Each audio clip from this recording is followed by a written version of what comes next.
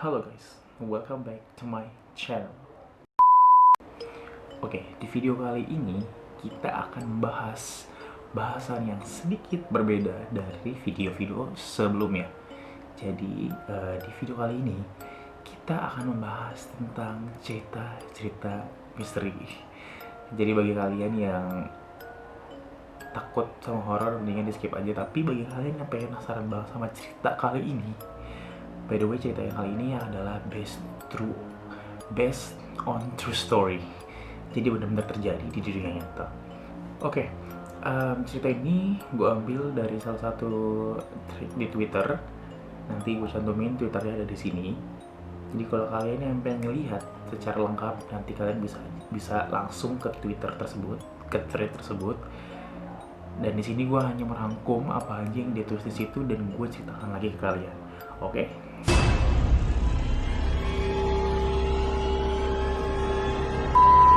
Jadi di tweet ini tuh diceritain tentang ada seseorang, kita sebut aja dia Mbak Mawar misalkan.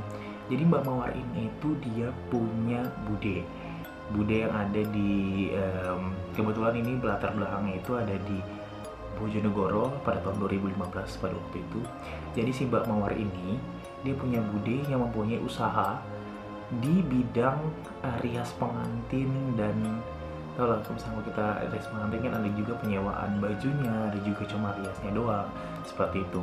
Nah tapi akhir-akhir ini tuh bude ini ngerasa kalau misalkan usahanya dia tuh lagi mandet gitu, jadi nggak banyak pelanggan yang datang untuk nyewa baju ataupun untuk ngerias misalkan.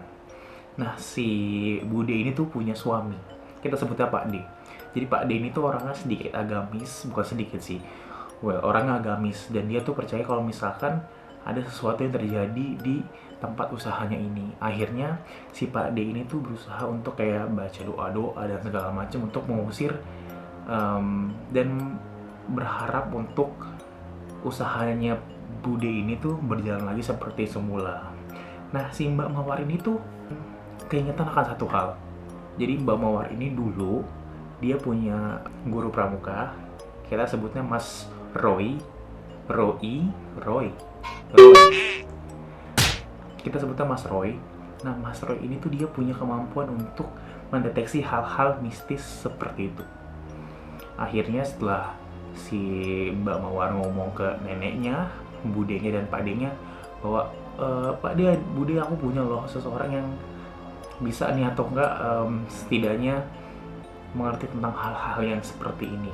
Akhirnya setelah mendapat perizinan dari bude, Pak D dan neneknya, Mbak Mawar ini pergi ke rumahnya Pak Roy dan menemui Pak Roy dan menjelaskan semua kronologinya apa saja sih sebenarnya yang dirasakan oleh Pak D dan bude selama akhir-akhir ini, apa sih yang terjadi di bisnisnya bude, dan mencoba untuk mencari penjelasan apa sih harus dilakukan ke depannya agar bisnisnya itu bisa berjalan lagi dengan lancar.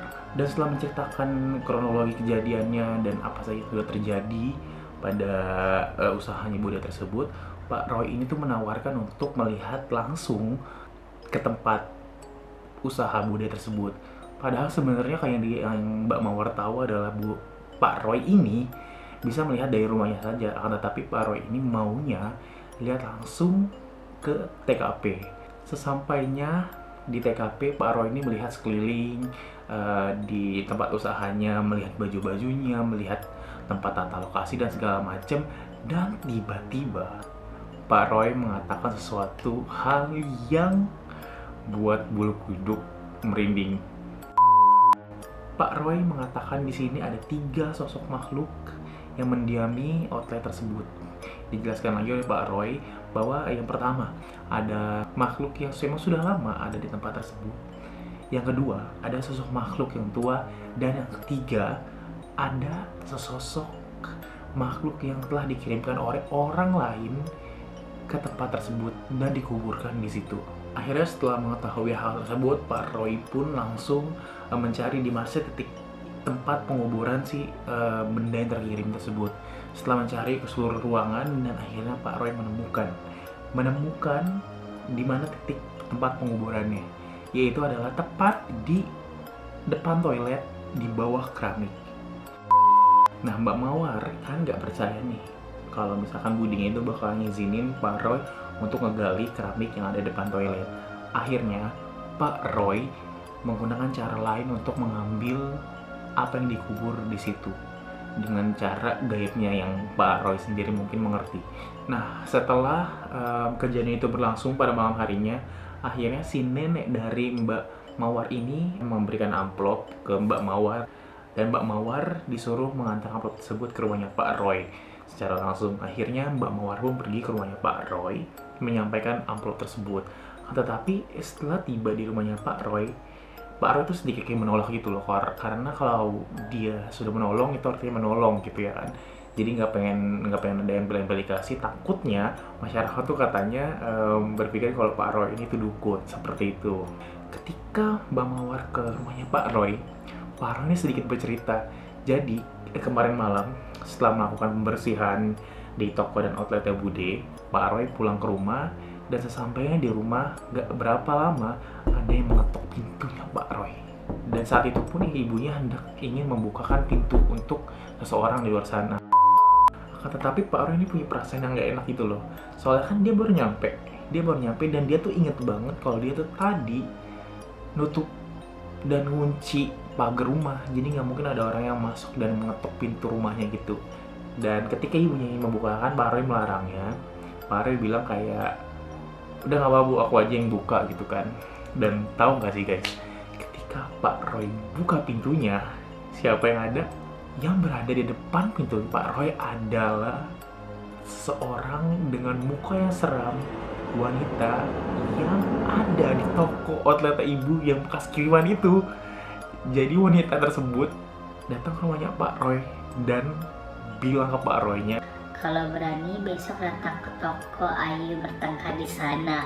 gitu dong guys. Merinding kan lu.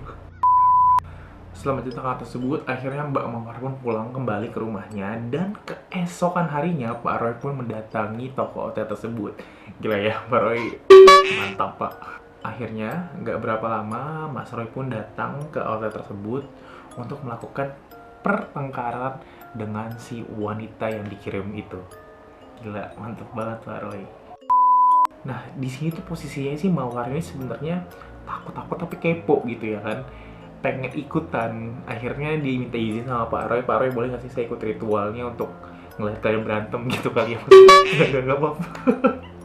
Nggak, maksudnya Mbak Mawar mungkin mau lihat kali, misalnya kayak Pak Roy ini sebenarnya beneran nggak sih punya kekuatan seperti itu atau nggak kemampuan seperti itu. Dia pengen merasakan aja sedikit gitu kan. Akhirnya Pak Roy membolehkan Mbak Mawar untuk ikut dalam ritualnya. Akan tetapi Mbak Mawar ini disuruh untuk memejamkan mata dan membaca surat-surat pendek Al-Quran. Dan Mbak Mawar tidak diizinkan untuk melihat sedikit pun. Walaupun nantinya ada gangguan, ada suara, ada tepukan, ada elusan ataupun apapun, Mbak Mawar nggak boleh buka matanya dia. Jadi cukup mendengarkan aja dan merasakan apa yang akan terjadi di sana. Dan akhirnya ritual pun terjadi. Mbak Mawar pun merasakan ada suara wanita tapi dari kejauhan yang lewat di belakangnya dia. Dan gak berapa lama Mbak Mawar pun merasakan ada yang meniup telinga kanan dan telinga kirinya. Dan abis itu gak berapa lama Mbak Mawar ini mendengar kayak ada botol yang jatuh dan pecah gitu. Dan gak berapa lama akhirnya ritual itu pun selesai. Dan akhirnya setelah ritual itu selesai, Mbak Mawar pun merasakan dia tuh semakin hari semakin kesini semakin sensitif, lebih sensitif terhadap hal-hal seperti itu. Dan akhirnya setelah semuanya berakhir, outlet dari Bude tersebut kembali ramai, kembali banyak pelanggan yang datang untuk merias ataupun meminjam baju ke Bude, seperti itu. Oke guys, mungkin cukup sekian video kali ini. Kalau kalian suka video-video konten kayak gini, komen di bawah apalagi yang harus gua bahas ke depannya. Dan kalau kalian suka video-video seperti ini, please like, subscribe, dan komen-komen juga, dan share ke teman-teman kalian biar teman-teman kalian tahu cerita-cerita kayak gini. Dan gue juga bakalan banyak cerita-cerita kayak gini nanti ke depannya. Oke, mungkin cukup sekian dari gue. Bye bye.